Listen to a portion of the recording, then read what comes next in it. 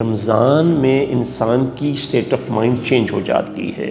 بہت سے لوگ بہت سے برے کام رمضان کے لیے چھوڑ دیتے ہیں۔ ونس بیکم مور ریلیجیس، اس کی ٹینڈنسی اور ٹرینڈ ٹو ورڈز ریلیجن بہت بڑھ جاتا ہے۔ یا جو مسلمان ہوتے ہوئے بھی روزہ نہیں رکھتے، ان کو کچھ نہ کچھ خیال آتا ہے، چونکہ ماحول اور صحبت یہ رخ اختیار کر چکے ہوتے ہیں۔ اپ گریڈ کرتے ہیں، زیادہ چیزیں جانتے ہیں، علماء کے پاس جاتے ہیں، سوال جواب ہوتا ہے، مذہبی پروگرام دیکھتے ہیں، تو اس سے ایک خاص قسم کی کیفیات جو ہیں وہ انسان پر آتی ہیں۔ السلام علیکم، میں ہوں پروفیسر رفرف رمضان پروگرام کے ساتھ۔ آج ہمارا موضوع ہے رمضان کے مذہبی فوائد۔ اگر ہم روزہ رکھتے ہیں تو ریلیجسلی ہمیں کیا بینیفٹس ہوتے ہیں، آج ہم اس پر بات کریں گے۔ آئی ریپیٹ، ریلیجسلی، اور یہ ذہن میں رکھیے کہ ریلیجن میں اور مذہب میں، یعنی مذہب اور دین میں بہت بڑا فرق ہے۔ مذہب جو ہے وہ دین کا بہت چھوٹا سا حصہ ہے۔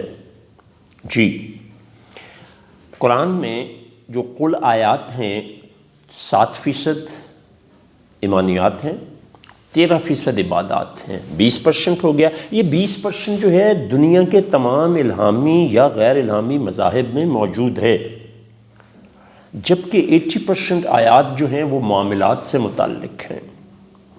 تو اس لیے وہ جو 20% ہے، میں فی الحال اس کی بات کرنے لگا ہوں۔ تو مذہبی فائدے کیا ہوتے ہیں کہ سب سے پہلی چیز یہ ہے کہ رمضان میں انسان کی اسٹیٹ آف مائنڈ چینج ہو جاتی ہے۔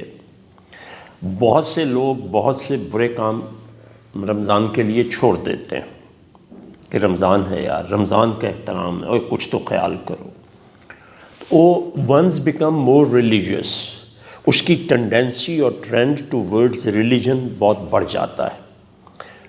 مثلا جو کبھی بھی نماز نہیں پڑھتے، وہ بھی رمضان میں کچھ نہ کچھ پڑھنے لگ جاتے ہیں۔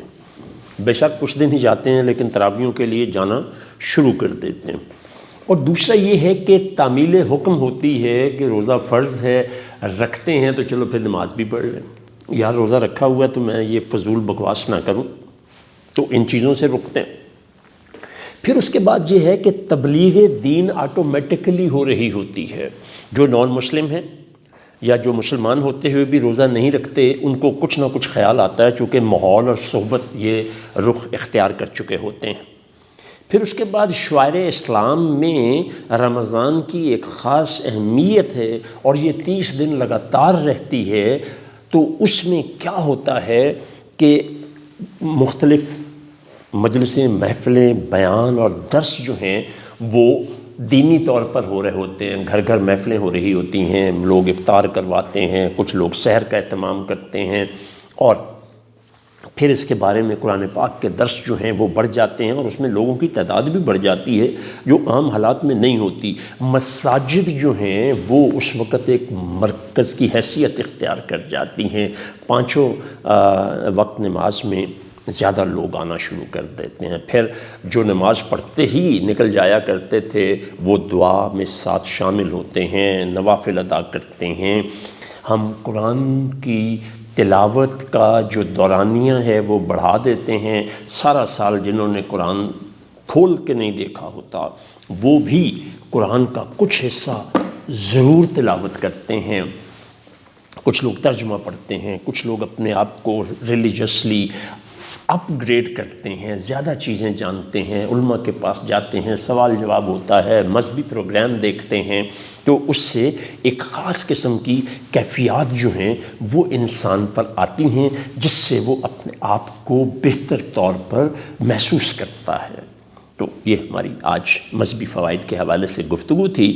کل انشاءاللہ ہم اس کو جو ہے وہ اگلا حصہ کریں گے۔